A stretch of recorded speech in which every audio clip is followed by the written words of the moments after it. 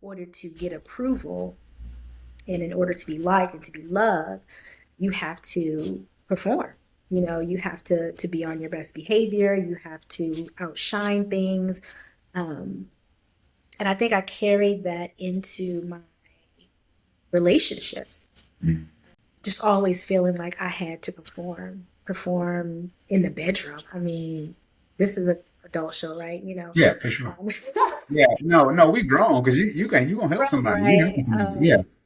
But even in that space, you know what I'm saying? And Hi, I'm Clarissa from Love Fearlessly. I want to tell you about the products we create with faith and purpose in mind. At Love Fearlessly, we design biblical affirmation cards, journals, and wall art to encourage you and keep God's promises front and center in your life. These are more than just beautiful items, they're tools to help you stay rooted in scripture, speak life over yourself, and create an atmosphere of faith in your home.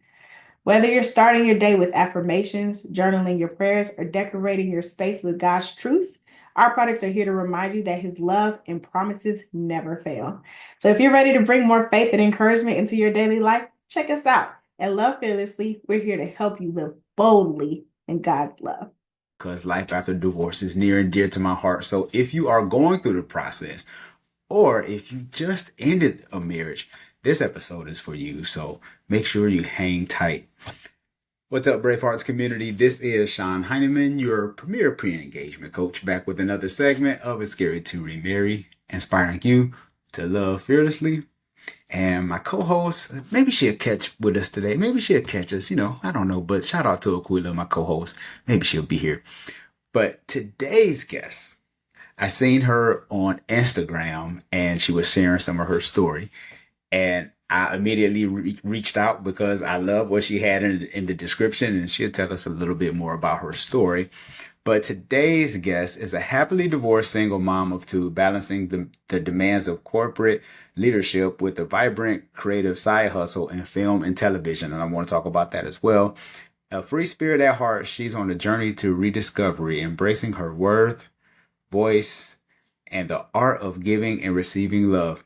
In this new chapter of life, she is leading with love and leaning into joy, authenticity, and purpose, and proving that reinvention isn't just possible, it's powerful. I love that.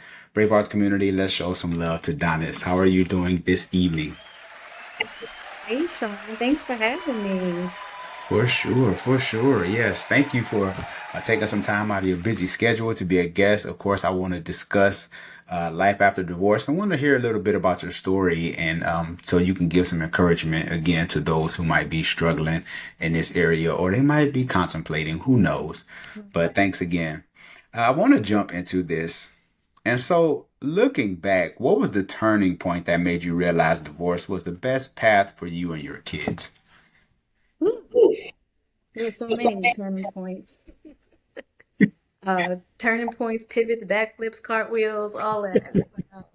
I would say that one of the biggest things for me was that I always wanted to be a mother. And I had a vision for that. I wanted kids. I wanted a lot of kids. I ended up with two. I was a school teacher. I just love kids. I love kids. And a turning Yeah. point for me, honestly, Sean, was in my marriage, I felt like a married single mother. And it took away from my ability to be able to show up for my kids the way that I wanted to. Um, and that hurt me. It hurt me to lose patience. It hurt me to not be present with them and not be a fun mom. I was constantly stressed out, and I was my cup was empty. My cup was empty, and it was almost like I felt like I was taking care of a grown child. Um, and that was it. That honestly, that was the turning point for me. My children were growing up. My daughter was entering into her preteens, and I felt like I just didn't know my kids. I wasn't connected to them because I was so busy, being miserable and being depressed and on anxiety medications. And yeah. So I said, you know what? I can't do this because raising my kids and being a mom was something that I wanted to do well. Yes, for sure. hmm Yeah. Understood. And I hear that a lot. Like married but single kind of thing. You just kind of like carrying this whole load by yourself. And if statistics be true, I believe like 25%. I think I was doing some research on psychology today. I believe 25% of couples divorce because one person is carrying the workload, right? And so that's a conversation within itself. Um, and so, do you mind talking about maybe were you shouldering more of the like household responsibilities? The On paper we look really well. On Instagram, the highlights reel, we looked great. But I was leading. I was fighting, I was organizing, and he was a yes man. He was very great at following directions um, after, getting upset about it. I mean, imagine a teenager, imagine just having a teenager in the house that you have to give a to-do list to, and then being upset about it at first, but then stomping off and doing it anyway. Mhm. Um, Mhm. That's real. that's the analogy that I can give of just how that marriage went. It was just like me planning and giving to-do lists, like, trying to encourage a coworker and a partner to show initiative and to show up. And I wasn't getting that. It was ball and chain. I was pulling and pulling and tugging. And I said, you know what, I can do this by myself. What's that movie? I could do bad all by myself, right? Like I could do bad all by myself. I mean, what am I doing here? The only thing that was really keeping me so long was the dual income household. And I prayed about it and I said, God, I said once, and that's kind of how I got my confirmation. I said, God, I said, if it's meant for me to move on to my next chapter, you will send the job Mhm. with the salary Yeah. that can afford me to be able to move and continue to give my children or keep my children in the same lifestyle that they were in. I grew up with a single mom and I grew up, house to house and evictions and all those things. So, as you can imagine, for me, getting married and feeling like I had accomplished something, it was really important for me in that phase to say, Donice, if you're choosing to be a single mom, do you want those children to grow up the way that you did? And I did it. And that's why I wanted to make sure that I had enough income so that they can stay in the good school, so they can stay in the good community, so they can, they can be safe. And so, Yeah.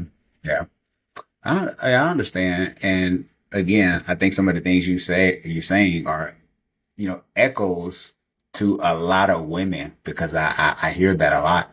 And so, because marriage, it takes two. I mean, obviously, you didn't want to marry a, you know, somebody that you just had to take care of by default, you know. Um, but that process of becoming one and becoming teammates, that's a that's a process within itself. Trying to blend two households together, and this is the way I was raised, this is the way you were raised. How are we going to make our household run together? Because that can be challenging. And I ask people this a lot of times: how many years do you think, and just in your opinion, how many years you think does it take to be like married? To, you know what I'm saying? Like to feel like you're actually locked in with yours. Like how many in your opinion? you know, it's hard to say because I was with my ex for 7 years before we even decided to have children. Mhm. Um, and I will say that when we had children, that's when it was a game changer. And Mhm. everybody said once you have kids, it's really going to test your marriage. And it was a test. And my daughter is 12 years old right now. And I'll tell you what, like it really did show what was missing in the marriage. Because the two of us, I could lead all day long. Mhm. It's the two of us. Um, and he had some, like you admit, he had some growing up to do as well. And he admits that in hindsight, right? Mhm. But when those kids came along, you realize how much energy is going into taking care of an adult that now needs to be all in on the kids, especially because I was still working full time. I wasn't a stay-at-home mom. He wasn't the breadwinner. I was the breadwinner. So I still had that additional responsibility of leading the household and making sure that things were in order. and also caring for a newborn at the time. And I think that was when everything really started to go downhill and the fight began, right? The fight for your marriage, fight for the Yeah. love. Yeah, that's real. Yeah, because I mean, my wife and I, we have four total, but my daughter she'll be 22 next week actually. But she lives on her own. She's in Arizona. But we have two boys with autism, uh, and our other my bonus son, he has like ADHD, and so we're working with that. And so it's a lot. And so we had to get to this place where we had a dance that was secure, where it's like, okay, you have to do this, I'll do that. We have to, we call it our second job. It's like after you finish, you punch out, and now you got to take care of the household and mopping and bills and kids, and it's a lot. And I don't think we really discuss those dynamics as much in the dating process. Don't that partnership, right? Like, I hear a lot of new age people call their significant other partners, and I automatically assume that, they're, gay or lesbian or something like that. And I'm like, Mhm. oh, you say partner, and I say, actually, you know what? I like that. I like that term. Yeah, yeah, yeah. I hear that a lot too, and I was thinking the same thing, but I was like, oh, okay, I guess that's kind of the Yeah, that's the new thing. But I yeah. like that. It puts it into perspective, right? Wife, Mhm. husband, and it's like, what if I just call you my partner? Mhm. Yeah, How would you show up differently with that title? yeah, because words make a difference. Uh-huh. They make a difference. What has been the biggest challenge for you as a single mom? Um, Trying to date with nosy kids.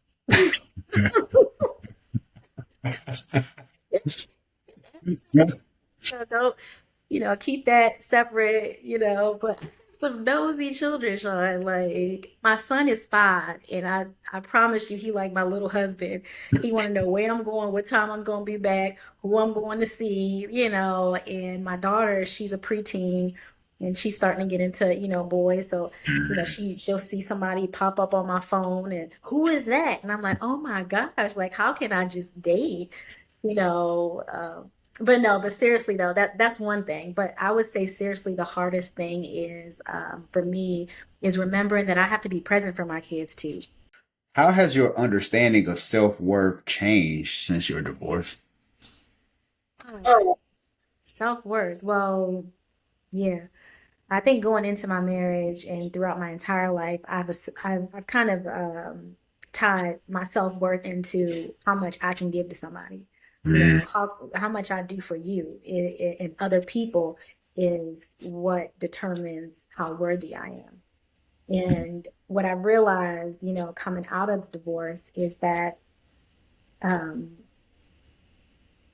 I really had to go inward and figure out who I was. And I had to not seek validation for the parts of myself that I didn't love.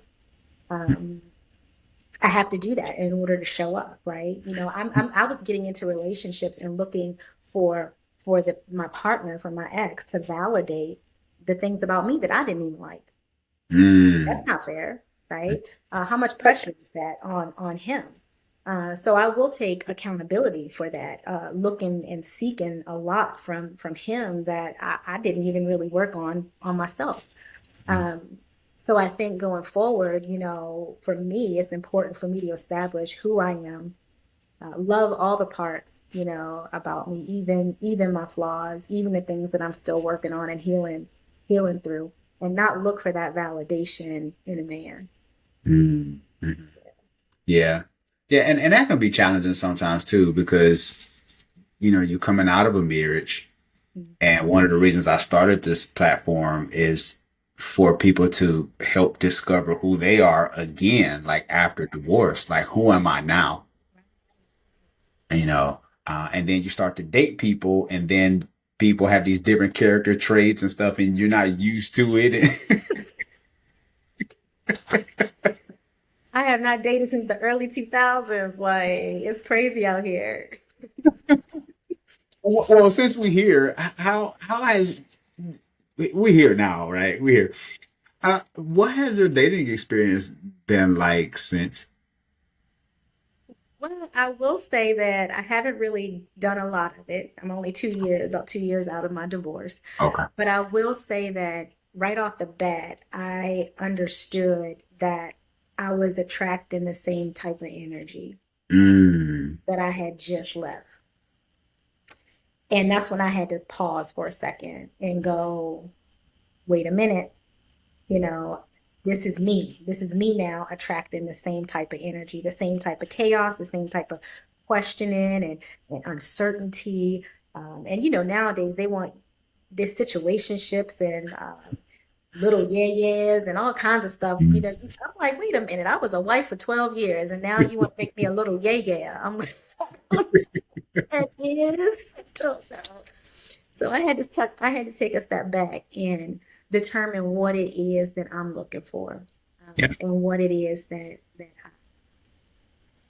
not necessarily need, but what is it that will complement, who I've become. Yeah. Yeah, for sure. So it's nice. And now I will say I did start talking to somebody recently who is checking all the boxes, and I Mm. had to step back for a second and go, this is too good to be true. And Yeah. my counselor said, you know what, relax, because you're so used to connections feeling like, you know, chaos. You're so used to associating chemistry with chaos, right? That Mm. you don't know how to act because things are safe and normal. Because things are going well, you are afraid. And Mm. so that's where I am right now. I'm afraid. I'm like, dang, you so good to me. Like, why are you so good to me? What you want? Yeah, right. I mean, and that's like our body, right? Like we get so used to, maybe a certain kind of way we're living and stuff, and sometimes, we wait for it. We're like, oh, I'm waiting for the other shoe to drop. That's it. That's me Yeah. all the time. And I tell him that too. I'm just like, he like, you okay? And I'm like, I don't know how to receive this. This is very difficult for me to receive. And, I have to sit with that and confront that because like I said earlier, I was attracting the wrong type of energy. Yeah. And now that I feel like I've attracted the right type of energy, I don't know what to do with it. Mm, yeah. Yeah. I don't know what to do with it. Oh my God. You're always healing, you're all, Okay. I never try to come out and say, hey, listen, I know it all, I've learned it all, and here it is. I'm still going through the process. I'm still healing. I'm still learning. And I'm sharing as I go, which is fun. Yeah, for sure, for sure. No, I appreciate that. And I tell people too, the other shoe will drop. I mean, we're all human, right? We are. I think the beautiful part is when we can accept someone's humanity. And that's not saying that some things are excusable. I'm not saying that. I'm just saying like we all have things that we're dealing with that we're going through and for someone to still love you to be like, I'm here with you. That's a beautiful thing. And so, yeah, because we all have them. We all beautifully broken, right?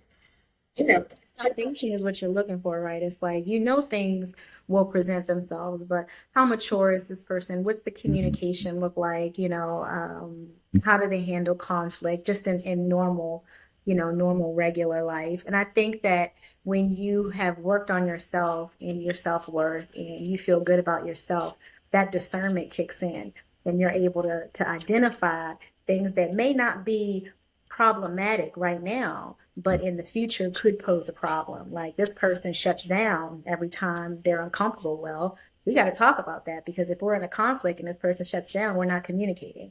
Yep. So, yeah. Yeah. Because silence is a killer. Oh You my know, goodness. that silence is, Oh, yeah. and I've struggled with that myself. I would shut down, disengage. And Yep. when I realized that, I was like, oh, like this is my default setting. Yep. This isn't good. Like I have to fix that.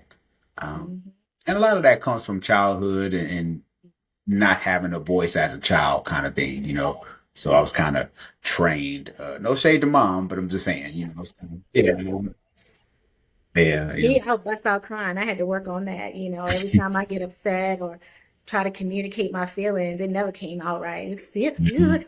I just got mess. And it's like, I can't get my words together. So I started writing. I wrote a lot growing up because I was just too emotional to communicate.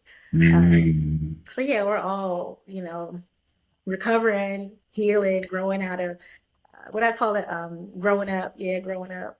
Oh yeah, yeah, for sure. Because a lot of times, a lot of times when especially like when a woman starts crying, a lot of times guys just like, What am I gonna do with the tears?"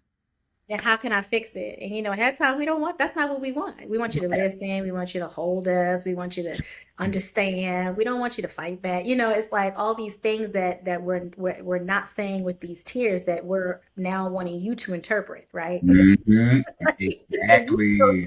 know what to do. I have no idea. Been And there. for sure. What's something you discovered about love, giving, and receiving that you wish you knew during your marriage? That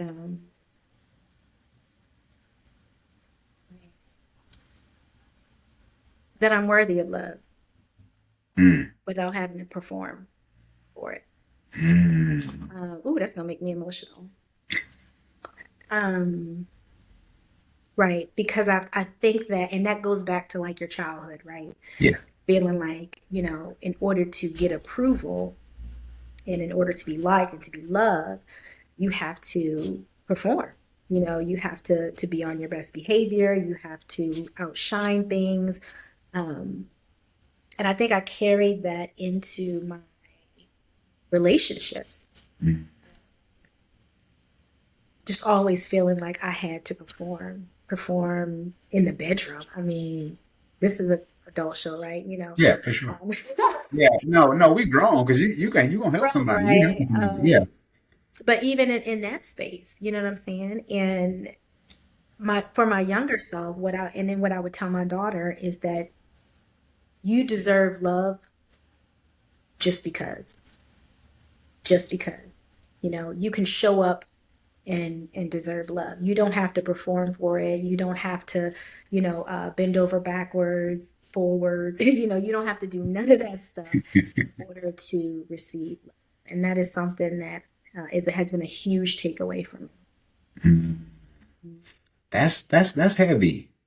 Thank you for sharing that Yeah. because truth be told, I think a lot of us struggle with that. Hmm.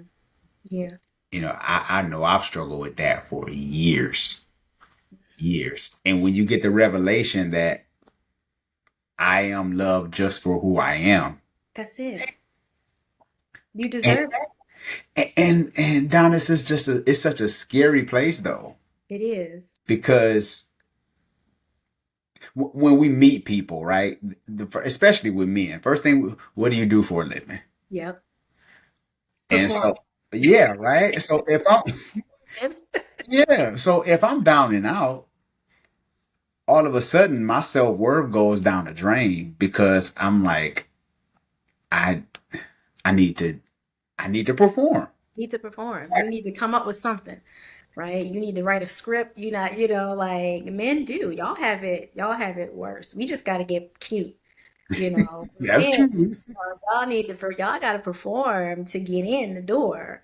Um, and then you got to maintain whatever it is you're performing, and then that can turn into a whole relationship of you not showing up as your authentic self just to please a woman that you felt like you had to perform in order to get in the first place. Don't do that. You know what I'm saying? Like she's either gonna love you the way that you have, present yourself or not, and that is something that I'm learning. It's just like I'm showing up as my authentic self. Here's who I am. Here's what I've been through. Here's what I'm going through. Here's where I see myself. Here are my dreams, my goals, my default settings, things I'm still working on. Like I want it all out on the table so that if you see me in fetal position over in that corner crying, I'm working through something, right? I'm trying to move past being able to deal with things like that. And I just need your support, through it. So I try to be honest. I don't tell people I'm crazy, but I like to tell them, hey, I'm still on this medication. So just so you know, at some point in our relationship, I'm gonna try to wean off of it and you're gonna be a part of that. Yeah, you just come along for the journey. No, I know, So, I know, the journey right? is to get off of it. But if you with For me sure. right now, For There's sure. going to be a period of time where it could be a little rough coming Yeah, out, of a for sure. dependency like that. For sure. And I like that because I think that's something we don't discuss enough is again building together ups and downs. You hear so much on social media about what I'm not going to tolerate, what I'm not going to, and I get it. You should have standards and but I get it. But for the most part, very few people go into marriage saying, I'm coming to serve. A lot of people go into marriage with what am I gonna get? Yeah, yeah, yeah. And so it's just like, so what about the other person? You know, you're marrying somebody else, right? They have needs and wants and desires, and they're like, oh, I forgot about them. I was talking about me. Right. And that's how both people need to be whole in themselves so that if two people are ready to serve, then you have a partnership because you have two people who are able to operate on their own. Hmm. I'm very single. I live in a nice house. I have two beautiful children, and I am sustaining this lifestyle, right? I'm not a independent. I don't need no man. No, I need one. I don't like doing all the stuff. Like I'm not that woman. I Yeah, can do these things, of course. but I want a partner that could share these responsibilities with me so that we can grow together. But being able to do this on my own makes me feel whole enough to say, "Hey, listen, I know I can handle my own." And that's why I feel like I'm ready to serve. And that's why I feel like I'm ready to pour, into a partnership because I feel whole inside of myself. Yeah. That's good. That's good. I like that. Love it. Many people fear starting over. What's one piece of advice you would give to someone who feels stuck in an unhappy marriage? Start your healing now. Start your journey now. Start your praying, start your reading, start your podcast listening, your praying, all of that stuff. Start it now while you're in the thick of it, because all of that will help you to not only become confident, more confident in a decision, if that's where it's taken you, Yeah. and it'll give you some discernment as well. You know, I knew I wanted to get a divorce 2 years before I even decided I was going to get a divorce. So I was doing all that work for 2 years leading up to, hey, I'm ready for a divorce. So, and for some people, that may not be the case. Some people might do all that work and realize that, hey, you know what, I want to make this marriage work, or, I want to try again. But I would say for anybody who is stuck in a situation where they're just not sure, just start doing the work. Start doing the healing work on yourself. Stop focusing on what the other person isn't doing and how the other person isn't meeting your needs, and start working on those on your own, meeting your own needs. So I had to take a lot of girl trips, and that was a problem. But it got to a point where I was just like, you know what, I need a spa day. I'm going to Mexico with the girls. Mhm. I'm doing brunches. I'm gonna start getting my nails done. I'm putting more energy into my hair, my makeup, because I was homeless. I look homeless, because I didn't take care of myself. So I started doing all of that 2 years before I made my exit, to the point where when I said, this is it, I was ready to go. And another thing I have to say too is you have to determine that the worst case scenario is better than the situation you're in, Mm. right? Because the worst case scenario for me, right, was I was going to be a statistic. I was going to be a black single mom Mm. with two kids, perhaps I would need government assistance, or I thought about every scenario that could possibly happen, without the support of a man being in the house, and was like, that's better than this situation I'm in, right? That's real. Yeah. That's That's real. real. So Yeah. I was like, God, if I have to hit rock bottom, it's gonna be higher than how I feel right now in this marriage. And if you Mhm. feel like this, then it's like it ain't gonna get no worse than this. So Yeah. That's real. I like that. I like that because sometimes and it's funny you say 2 years. It was 5 years for me. oh my goodness. Yeah. That sounds miserable. Yeah. And if statistics be true, Most men stay Yeah. in unhappy marriages. Oh, yes. Because again, this is that performance thing, it's that pride thing. I think most men have a problem with, saying I walked away or I left. Mhm. They will wait until the woman pulls the trigger and does that, you know? Yep. Yep. And now it just, and I've shared this before with the community. My ex-wife told me, she was like, I know you don't love me anymore. I was like, I do. I still love you. Like, she felt it. Yeah. But, you We know, can. Both, yeah. I mean, you can and we can, like there were points in our marriage and I was talking to my girlfriends. I had been married for 12 years and I remember going to brunch and they would talk about all the sex and all these things and twice a week and everything and I was like it's been 6 months. Mm, Like, wait a minute. And even when it wasn't 6 months, it was like every 2 months.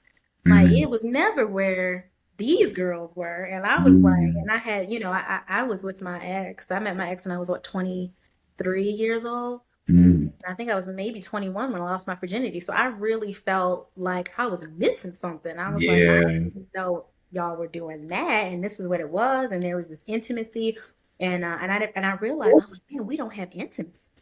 We're not connected. We're not aligned.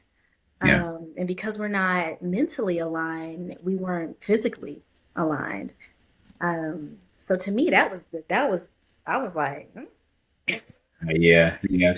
like this So, is like, man, yeah, I yeah. was like, right.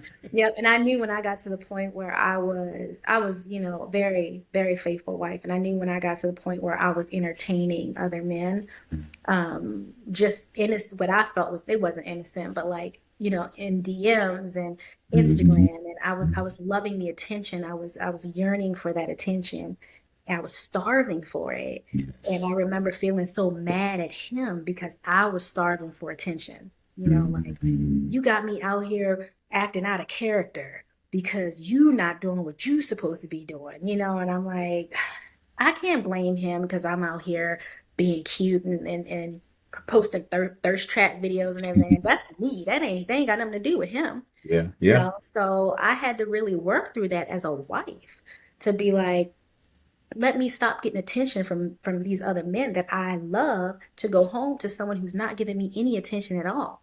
Mhm. Because what the Bible says, I need to be a faithful wife and I need to do all these things. So I had to do my role. I Yeah. took my role very seriously. Yeah. Um, but I was like, I can't live like this. It's miserable. Yeah. Yeah. And I know that's right. So when, and because this is good, when did you get the revelation or confirmation that I need to change that, even though I'm not getting the attention I need? Because that's kind of tough. If you're not getting that I at home. felt guilty. Mm. I felt guilty. I felt guilty inside myself. And that's a whole part of that self-worth thing, right? It's like, I felt myself um, behaving and thinking out of character and out of alignment to who I was as a person. Another reason, like I said about the whole mom, wanting to be a better mother, I want to be a good wife. Yeah. That was important to me. I wanted to have a healthy marriage. I've never been one for the streets. Mhm. Like, I've always wanted the stability of that. Mhm. Um, so a part of me just felt really guilty. And that made me feel like my marriage was failing because I was like, dang, like I'm so unhappy that I'm now being the type of wife that I don't want to be, Mhm. which is also contributing to low self-esteem, low self-worth, you Yes. know, thirsty. You know what I'm saying? Like I felt like I was kind of thirsty a little bit. Mhm. Mhm. It's like I don't want to be thirsty Mhm. to be thirsty. Yeah. Ain't like so yeah, all of that contributed to me just, getting out of the marriage and realizing like, I really did lose myself in a lot of ways. Yeah. No, thanks for the transparency. What role does your creative side hustle play in your healing and rediscovery? Well, it led me to you. So I love to get on social media. I chat. As you can see, I'm very transparent. I'm very vulnerable. And the reason why I do that is because I get people who can relate. Whether it's two people, whether it's 20, whether it's, 1.3 million, it don't matter to me. If one other person can say, that helps me, you're right, I've been through the same thing, I feel a sense of community and I don't feel alone in my journey. So being a performer, being an actress, always being on camera, I'm fine with that. It's a very comfortable space for me to be in front of people. So I have been using my platform to really just talk about, some of the things I've been going through and healing through and sending out, encouragement. Um, I just did a devotional, 365 days of healing, based off of my own journals. I've been keeping journals since I was 13 years old. And Wow. I'm gonna share it one day, but my very first journal entry was about a guy that I really liked, that liked me, and I couldn't believe he liked me because I was ugly and not as pretty as the other girls. And I Mm, said, that's it. That's when it started. That's when it started. And I just took my journal and I basically wrote this devotional with, a message, an affirmation, and a prayer. mm, And I'm really, what I'm doing in this book is talking to my younger self. I'm mm. talking to my younger self all the way up to, my adult self who went through a divorce. And I'm telling myself through the pages of this book everything that I should have, oh, I wish somebody was telling me Yeah, throughout that entire process. And I yeah, said, if I can put this book together for my own, when I tell you, it's my book and I read it on my own every night. I do. I read it over and over again because how many times have you healed from something and felt good about it and then relapsed and went back into something else, whether yeah. it be like the gym. So Mhm, for me, it's my mhm. own accountability. I'm like, you wrote this, sis. Like, pick it up and read it. Uh, Yeah. so I do. I read it every single day. Wow. Hmm. That's huge. I love it. I Talking love to it. myself, like, No, that's good. And I want you, at least at the end of at the end of our recording, to give us all your contact oh, for information, sure. where can we get the book and all that good stuff. Because I seen it the other day. I think you posted a piece Hmm. of it or an entry or something like that in your story or something like Yep. that. And Yep. I was like, that's pretty cool. So yeah, so Yeah. congratulations on that. Thank you. Thank you. Yes, for sure. What do you say to people who still think divorce means failure? Oh man. Outgrowing something that no longer serves you Mm, is not failure, it's freedom. It's freedom. yes. You can't blame yourself for the decisions that you made when you didn't know any better. And that's Mm, the thing that we have to honor with ourselves is that we're all growing through it. We're growing through it. You're yeah. not the same Sean that you were, 20 years ago, Mm, right? right. So how can you feel like, the decisions that you made at that time, if you're looking back on those decisions and going, I didn't make the right decision or I made some wrong decisions, how can you call it failure when you recognize that and decide to do better, Mm, you mm, know? So that's how I feel about it. It's just like, if you've tried everything, you've tried everything, you know, um, it's not failure. It's yeah. growth. Yeah. It's growth. Yeah. Yeah. Love it for sure. I want to take a second to take a quick message from our sponsor at Love Fearlessly Intimacy Card Deck. It's a 30 card deck that my wife and I created. And it's great for talking points, whether if you're married, divorced, dating, any stage of relationship where you can get to know the person you're with. So, Donice, I want to go over one of the questions with you. Mhm. Okay. So here's one of the questions. You can find the intimacy deck at scaredtoremarry.com/products. You will find it there. Who provided a safe space for your feelings in childhood?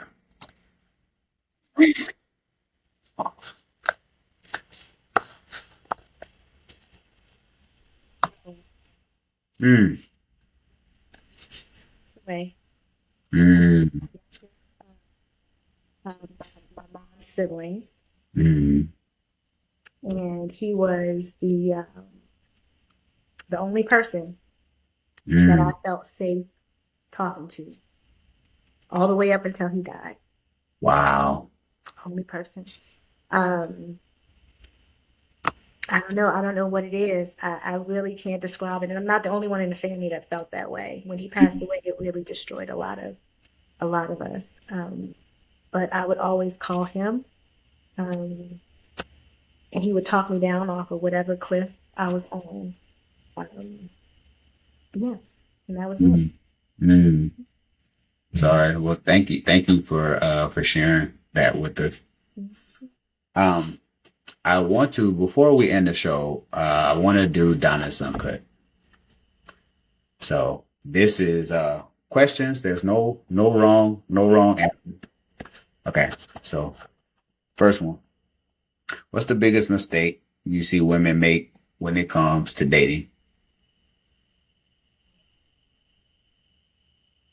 Chasing, Ooh.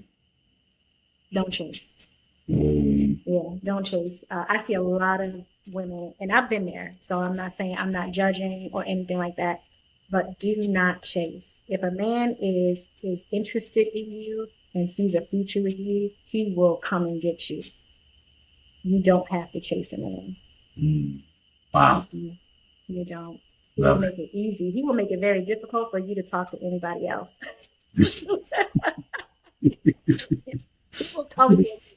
I hear you. That's good. That's good. From seeing your parents' relationship, what did it teach you about relationships?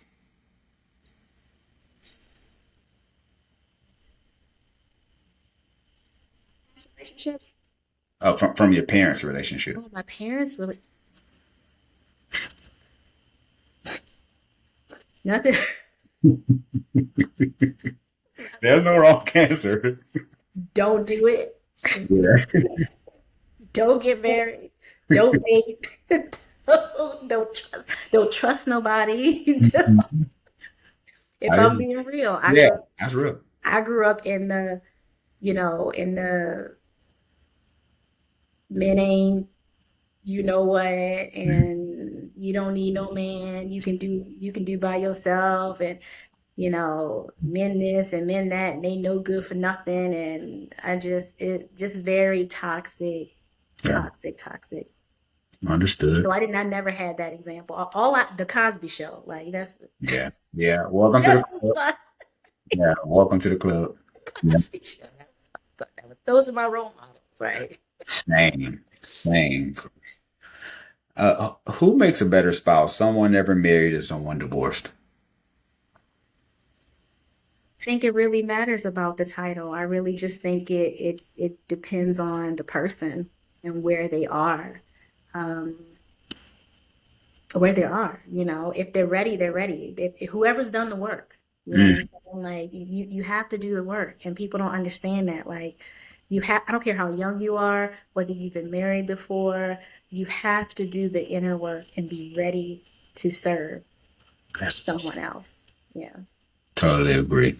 And see, if you're coming out of a marriage, you might have a lot of, things that you're healing from yourself, triggers from your previous spouse and things you have to, overcome those. You can't take that into a new relationship. No, no. Yeah, it's destined to fail. What's harder for you to say? A, I apologize. B, I need help. C, I love you. Or D, I was wrong. I need help. Hey, can you Easily. expound on that? I'm used to doing everything on my own Mm, from a very young age. My mom was 16 when she had me. And we raised each other. mm, So mm, I did a lot. My mom was very supportive, very, very supportive. Um, but we were partners, mm, you know. mhm, mhm, So I have a hard time asking for help because a lot of times in my earlier childhood, there was none. I can remember running out of gas and, my mom being like, I got 78 cents, and I'm being mhm. like, I got to get a job.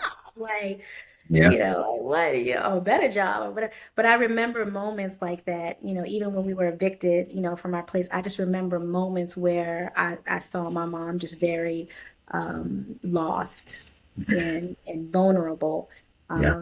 not be able to get help, me not be able to get help. And I promised myself that I would learn how to take care of myself and I wouldn't ask anybody for anything. And I'm not proud of it. I'm Yeah. not, I'm not proud of it. And it's something that I'm still, honestly, Sean, I would say that that is something that those are conversations I have right now in new relationships. It's like, hey, I have a hard time receiving. I have a hard time asking for help. I have a hard time receiving in the bedroom. Mhm. Like I have a hard time receiving because I have always been a pleaser and a giver. Got you. Got you. For sure. For sure. Last question. Is it easier to love yourself or someone else? Right now, myself. Yep. And I will say that probably I'm 44 years old. And I will say that I was probably 42 when I realized that. Like, Mhm. wow, it's so much easier to love myself than it has been chasing love and trying to love other people so that they would return that love to me. Because that's what I was doing. I was chasing other people and doing and loving, hoping that they would love me the way that I wanted to be loved, And it's like, that's not how it works. Oh, yeah. Ah, wow. Great episode. I mean, thank you for the transparency. Uh, I want to acknowledge you for taking the step to actually follow through with the divorce and to start your life over because it can be challenging. And there's a lot of people who's afraid to take that step. So I want to acknowledge you for that and acknowledge you for, taking care of your children, two kids. I know that still has, it got to be challenging going from married to, single, mom. And want to acknowledge you for finishing the book, finishing the journal. Cause a lot of people have unfinished manuscripts that's just sitting there or, it's one day kind of thing. Yeah. Right. Ooh, it's not gonna be perfect. I have typos in mine, and I said, you know what? The next one will be better, right? You got to start somewhere. You got to start somewhere. That's right. At least it's done.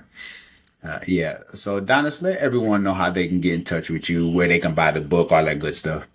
For sure. So, sisterinlove.org, that's my website. And if you go on there, you will be able to read up a little bit about, my goal, my mission. My book is on there. There's links to my Instagram is excuse me, Sister in Love 365. And then on TikTok, I'm just Sister in Love. So, but definitely check out sisterinlove.org because all of that information will be on there. And follow me and follow the journey. And get the book if you can relate or you know somebody that, could use something like that, pass it along. Yeah, for sure. For sure. Love it. Well, I'll have everything linked in the description below. So that way, people can go and purchase and go and follow you and support you as well. So thank you so much for your time. Brave Thank Arts you. community. No problem. You've heard it here. Make sure you hit the subscribe button, share this video with a friend. You never know who needs to hear great content like this. I know you can put this video in your group chat. It's like 4 of you on the group chat. And you put the video in the group chat, watch the video, and then y'all come back and talk about it. Even if y'all gonna text about it, just talk about it. And then that way I can get my watch hours up too. Um, make sure if you are listening to this via podcast, leave a rating and review on Apple Podcasts. By doing so, put you in a drawing for a free Amazon gift card. Who doesn't like free stuff?